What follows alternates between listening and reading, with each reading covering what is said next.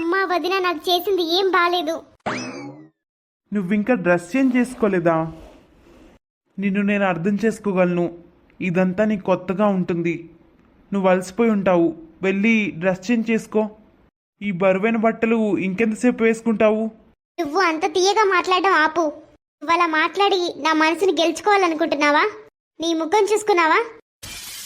నువ్వెలా కనిపిస్తావు? ఏం మాట్లాడుతున్నావు? నీకు నేను నచ్చాను కదా, అందుకే మనం పెళ్లి చేసుకున్నాం. నేను నిన్ను ఇష్టపడుతున్నానని నా నోటితో చెప్పానా? గీత, మన పెళ్ళి అయిపోయింది. నీకు నేను ఎందుకు నచ్చడం లేదు? ఏమైనా తప్పుంటే చెప్పు. ఇది పెళ్లి కాదు, ఇది మా అమ్మ వదిన బలవంతంగా చేసిన ఒప్పందం. నీలాంటి సాదా సీదా బోరింగ్ వ్యక్తితో కలిసి జీవించడం నాకు ఒక శిక్ష కంటే తక్కువ కాదు. ఏంటి? అవును, విను. మొదటి రాత్రే నీకు చెప్తున్నాను, నా మనసులో మరొకరున్నారు.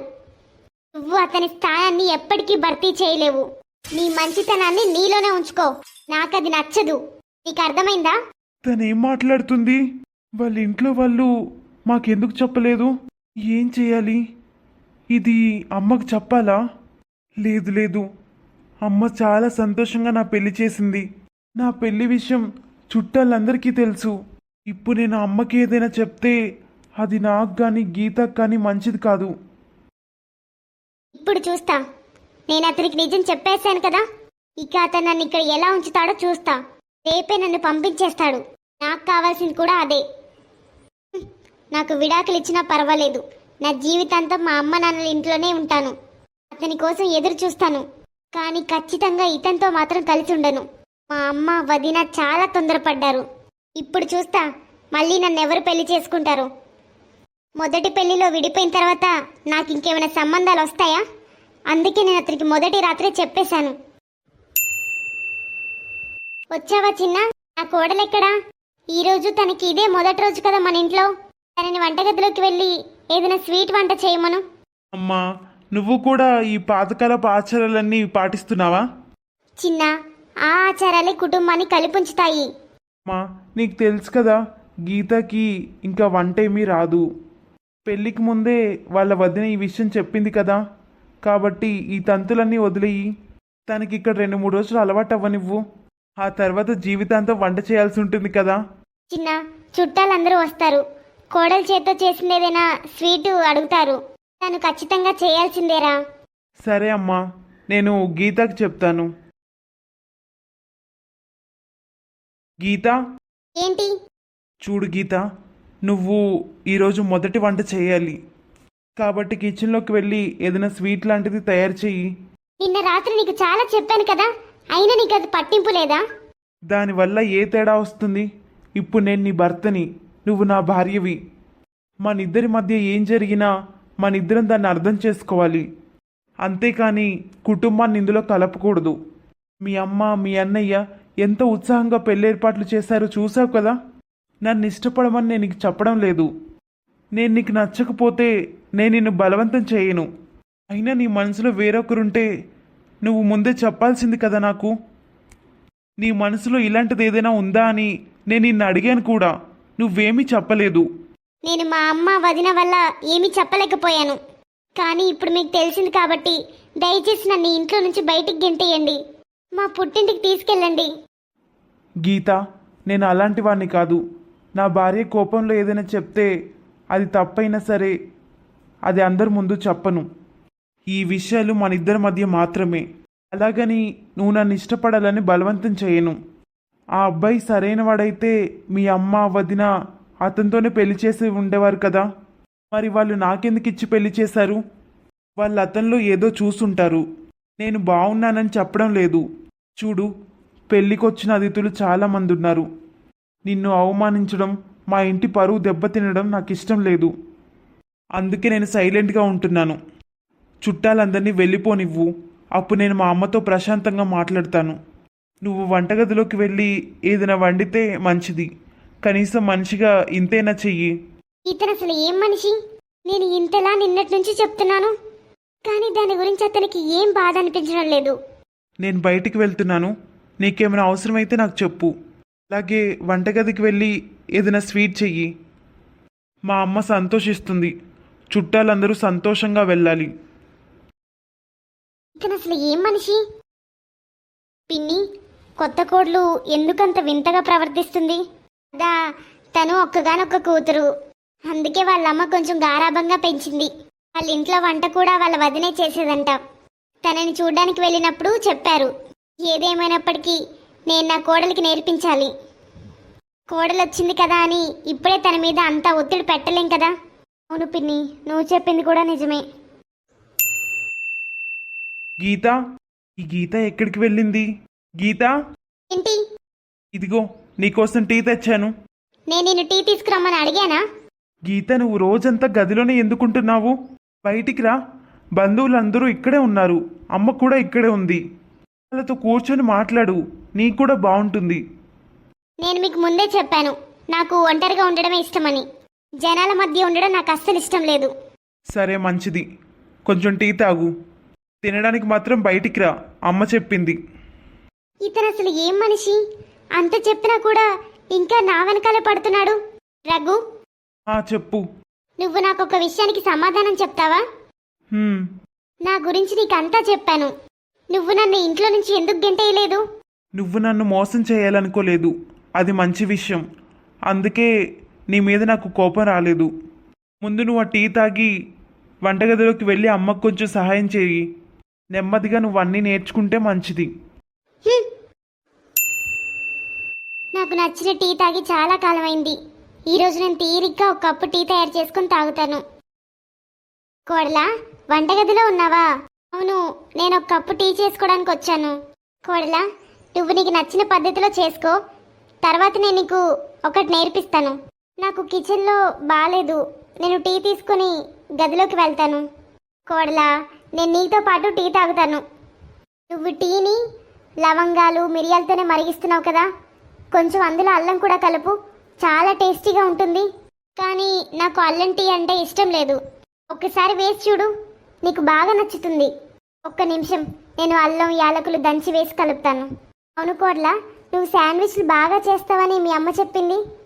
ఈరోజు ఉదయం టిఫిన్కి నువ్వు ఆ శాండ్విచ్లు చెయ్యి. కానీ ఇంట్లో మయోనీస్ లేదు కదా. దాంట్లో ఏముంది, నేను అబ్బాయికి చెప్తాను, వాడు తీసుకొస్తాడు. సరే. అమ్మా, గీత శాండ్విచ్ ఎంత బాగా చేసిందో కదా, చాలా డిఫరెంట్గా ఉంది. అవునరా, చాలా బాగా చేసింది. తనకి ఏది రాదని మనమే అనుకున్నాం. తను చేసేది మనకి నచ్చదేమోనని తను భయపడి ఉంటుంది. అందుకే తను ఏమీ చేయట్లేదు. చిన్న, ఇది తన ఇల్లు, తన సొంత ఇంట్లో తనెందుకు భయపడాలి? ఇది తనకు అర్థమయ్యేలా చెప్పు. నేను చెప్తానమ్మా.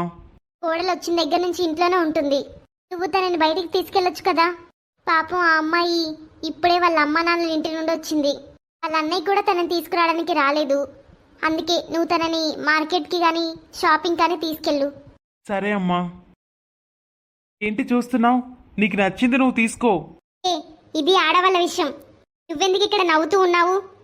బయటికి వెళ్ళు, నేనే తీసుకొని వస్తాను. సరే సరే, నేను బయటికి వెళ్తున్నాను. నువ్వు బిల్ పే చేసేటప్పుడు నాకు ఫోన్ చెయ్యి. ఇతను ఎప్పటికీ నన్ను వెంబడిస్తూనే ఉంటాడు. ఇప్పుడెవరు ఫోన్ వచ్చింది? హలో, ఎవరు? అరే యార్, ఇది నేను. నా నంబర్ మర్చిపోయావా? లేదు, చెప్పు. ఎక్కడున్నావు? ఎక్కడుంటాను? మా అత్తగారి ఇంట్లో ఉన్నాను. అరే, ఇంత త్వరగా మీ అమ్మ పెళ్లి చేసిందా నీకు? ఇంకేం చేయాలి, మా అమ్మ వదిన నా వెంట పడ్డారు. నాకు వెంటనే పెళ్ళి అయిపోయింది. నేను మా అత్తగారి ఇంట్లో ఉన్నాను. హే, ఆ అబ్బాయి ఇక్కడికి వచ్చాడు. నువ్వు అతన్ని కలవాలనుకుంటున్నావా? అయితే నువ్వు మీ అమ్మ నాన్నల ఇంట్లో ఉన్నట్టు నటించి అతన్ని కలవడానికి రా. ఏంటి? నేను మా పుట్టింటికి వెళ్తానని నీకు చెప్పాను కదా. అరే, మీ అమ్మ నుండి కానీ మీ వదిన నుండి కానీ మీ అన్నయ్య నుండి కానీ నాకు ఫోన్ రాలేదు. ఇలా ఎలా పంపగలను? వాళ్ళకి కావాల్సిందే అది, నేను పుట్టింటికి రాకుండా ఉండడం. నేను నీకు కథలు చెప్పట్లేదు, నాకు మా అమ్మని చూడాలనిపిస్తుంది. నన్ను అక్కడ దించు, లేకపోతే నేనే వెళ్ళిపోతాను. సరే, నేను దింపేస్తాను. కానీ నాకు ఒక ముఖ్యమైన పని ఉండడంతో వద్దన్నాను. నన్ను బయట దించేయచ్చు కదా, నేను ఆటోలో మా పుట్టింటికి వెళ్తాను. సరే, నేను మా అమ్మతో మాట్లాడి నిన్ను అక్కడ దింపుతాను. గీత, నువ్వు ఇంత సడన్గా ఇక్కడికి ఎలా వచ్చావు? అల్లుడెక్కడా? వదిన, అందరి భర్తలు మీ భర్తలా ఎప్పుడు భార్యలు అంటి పెట్టుకొని ఉండరు. నా భర్త నన్ను బయట దింపి వెళ్ళిపోయాడు. అతనికి చాలా పనుంది. అరే, నా కూతురు వచ్చింది. మా నేను ఇక్కడికి రావడం కొందరికి నచ్చినట్లేదు. అయ్యో అలా ఏం లేదు తల్లి, కూర్చో. కొడలా వెళ్ళి తనకి ఇష్టమైన టిఫిన్ ఏదైనా తయారు చేసుకొని తీసుకురా. సరే అత్తయ్య. వీళ్ళిద్దరి మధ్య ఏదైనా సమస్య లేదు కదా? కొంపదీసి అందుకే అల్లుడు తనని బయట వదిలి వెళ్ళిపోయాడా? ఏం చూస్తున్నావు, కూర్చో. ఇప్పుడు చెప్పు, మీ అత్త ఎలా ఉంది? ఇంట్లో అందరూ ఎలా ఉన్నారు? అమ్మా ఎలా ఉంటారు? ముందులాగే ఉంటారు. ఇన్ని రోజుల తర్వాత ఇంటికి వచ్చావు, మళ్ళీ అదే కోపంతో మాట్లాడుతున్నావు. ఇప్పుడు నీకు కొత్త జీవితం మొదలైంది. ఎప్పుడు సంతోషంగా నవ్వు మొహంతో ఉండాలి. అమ్మా నువ్వు నా జీవితాన్ని చాలా సుఖంగా మార్చేశావు. నా ముఖం ఎప్పుడు సంతోషంగా ఉంటుంది. నువ్వు ఇంకా ఆ విషయాల్లోనే ఎందుకు మునిగిపోయావు? ఇప్పుడు అల్లుడు చూడు ఎంత మంచిగా ఉన్నాడో. నేను అతన్ని ఎక్కడ వెతకాలి? నేను ఇంటికి వచ్చి చాలా రోజులైంది.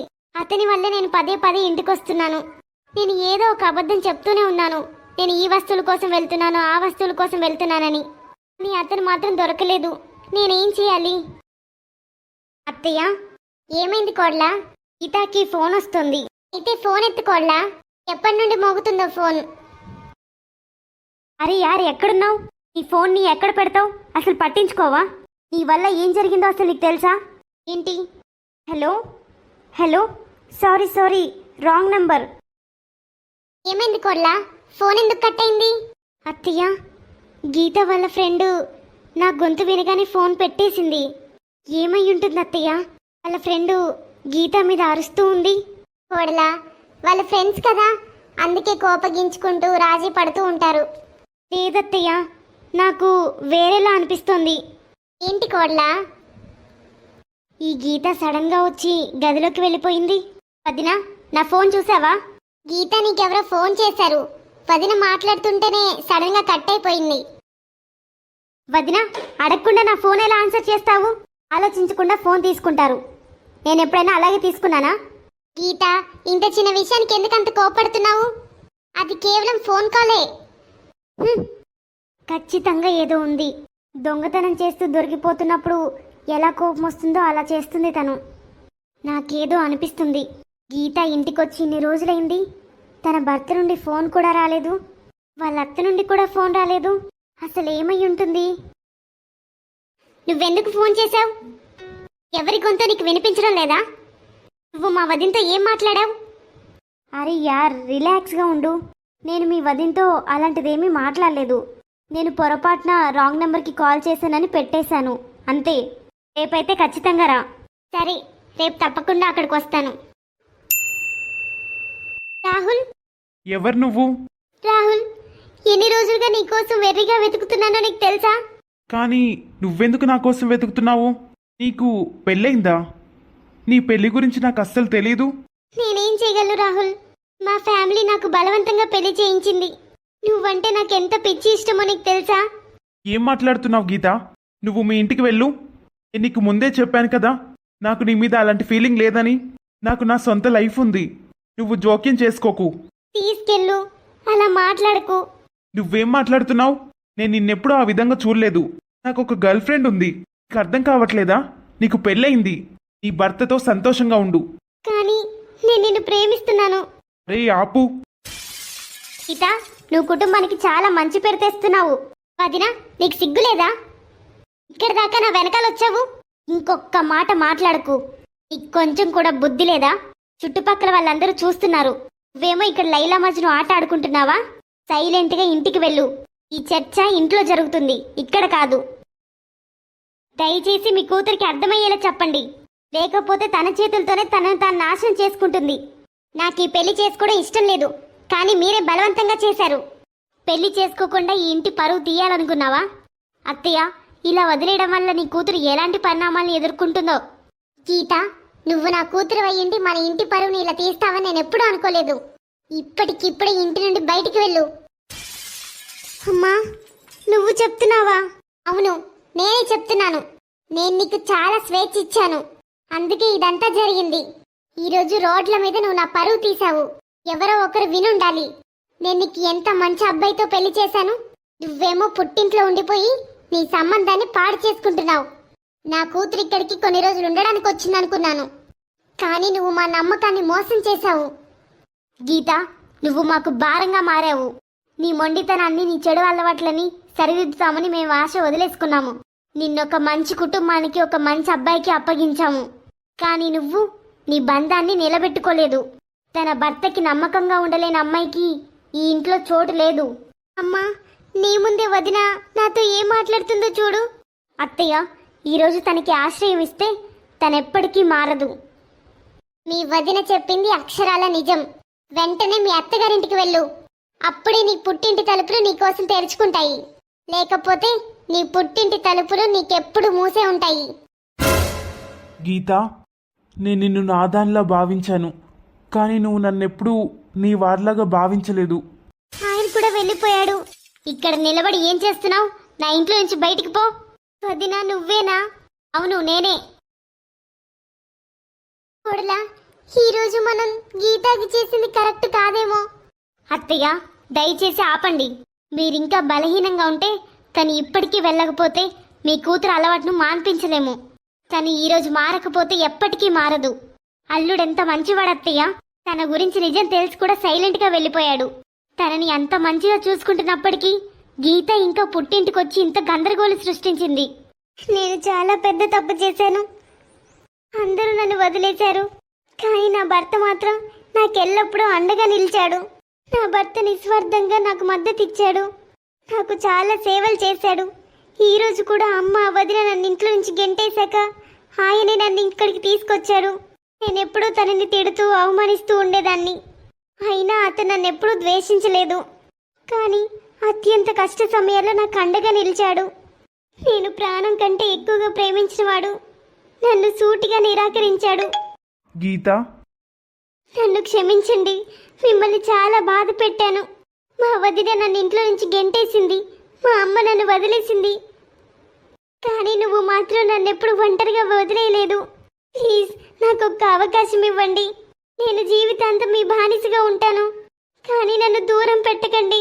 గీత, ముందు పైకిలే. నేను నిన్ను పెళ్లి చేసుకొని దాసీగా తీసుకురాలేదు ఈ ఇంటికి. నేను నీకు గౌరవం ఇచ్చాను, దాన్ని నువ్వు తిరస్కరించావు.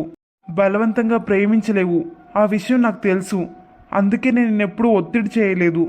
కానీ నువ్వు నా నమ్మకాన్ని మోసం చేశావు. ఇప్పుడు నన్ను క్షమించు. చూడు గీత, మీ అమ్మ వదిన నిన్ను ఇంటి నుంచి బయటికి గెంటేసిన తర్వాత నిన్నెక్కడ వదిలిపెట్టాలా అని ఆలోచించాను. కానీ చివరికి ఇంటికి తీసుకురావాల్సి వచ్చింది. నువ్వు ఇప్పటికైనా నీ తప్పును తెలుసుకున్నట్టయితే నా భారీగా నీ హోదాను సంపాదించుకోవాలి. ఇకపై మొండిదానిలా ప్రవర్తించకు. ఇప్పుడు నువ్వు పాత గీతావి కాదు. నీ తప్పులని సరిదిద్దుకోవడానికి నువ్వు రెడీగా ఉన్నావా? అవును, నేను రెడీగా ఉన్నాను. సరే, ఇంట్లో జరిగిన విషయం ఎవరికీ తెలియకూడదు, ముఖ్యంగా అమ్మకు. నిజంగా నేను చాలా చెడ్డదాన్ని. నా భర్త చాలా మంచివాడు. నేను అన్ని తప్పులు చేసిన తర్వాత కూడా నా భర్త నన్ను అంగీకరించడానికి నాతోనే ఉన్నాడు. నేను తప్పులు చేస్తూనే ఉన్నాను, అతను క్షమిస్తూనే ఉన్నాడు. కానీ పర్వాలేదు, నేను ఇప్పటి నుంచి అతనికి మంచి భార్యగా ఉంటాను. నాకు అర్థమైంది, నా అత్త మామూలు నా భర్తే నా సర్వస్వం, మరెవరూ కాదు. ఈ ప్రపంచం కంటే కూడా నాకు వారే ఎక్కువ. నేను ఇష్టపడిన వ్యక్తి నన్ను అవమానించి నిమిషంలోనే వదిలేశాడు. మరోవైపు నాలో 1000 తప్పులున్నప్పటికీ నా భర్త నన్నెప్పుడూ అంగీకరిస్తాడు. ఈ రోజు నేను ఒక గుణపాఠం నేర్చుకున్నాను. మనం ప్రేమించిన వారి వెంట పడడం పిచ్చి పని. నన్ను గౌరవించి నా మీద శ్రద్ధ చూపించే వారితో ఉండడమే ముఖ్యం. ఇప్పటి నుంచి నా భర్తకు నేను ఒక మంచి భార్యగా ఉండి చూపిస్తాను. అత్తయ్య, టేస్ట్ చేసి చెప్పండి ఎలా ఉందో. తప్పకుండా కోడలా, మీరు కూడా టేస్ట్ చూసి ఎలా ఉందో చెప్పండి. చిన్న, ఏమైంది? కోడలు చాలా మారిపోయింది. అవునమ్మా. అమ్మా, నేను త్వరగా ఆఫీస్కి వెళ్ళాలి. సరే, కనీసం టిఫిన్ అయినా తిను. హలో వదిన, ప్లీజ్ ఫోన్ కట్ చేయకు. నన్ను క్షమించు. నేను నా పుట్టింటి పరువు తీశాను. నన్ను క్షమించు వదిన. మళ్ళీ నేను ఆ తప్పు చేయను. ప్లీజ్ వదిన, అమ్మని కూడా ఒప్పించు. నువ్వేదైనా చేయగలవు. గీత, నేను అమ్మనే మాట్లాడుతున్నాను. అమ్మ, నన్ను క్షమించు. నేను నా తప్పు తెలుసుకున్నాను. నేను తప్పుడు దారిలో ఉన్నాను. మీరు నన్ను మంచి దారిలోకి మార్చారు. నన్ను క్షమించమ్మా. అమ్మా, నా పుట్టింటి తలుపులిక మూయకమ్మా. అయ్యో తల్లి, నీ అత్తగారింట్లో నువ్వు సంతోషంగా ఉంటే నీ పుట్టింటి తలుపులు ఎందుకు మూసుంటాయి? నువ్వు నీ భర్తతో సంతోషంగా కలిసుండు. నీ భర్త అత్తగారి మనసును గెలుచుకో. మీ అత్తయ్య కూడా నాకు ఫోన్ చేసి చెప్పింది మీ అమ్మాయి చాలా బాగా ఉంటుందని. మీ అత్తయ్య నిన్ను పొగడ్డం వినాలని నాకు చాలా అనిపించేది, కానీ ఇప్పుడు అది జరిగింది. నేను ఇక ఎప్పుడు మా అత్తయ్య మీద కానీ నా భర్త మీద కానీ కోపడను.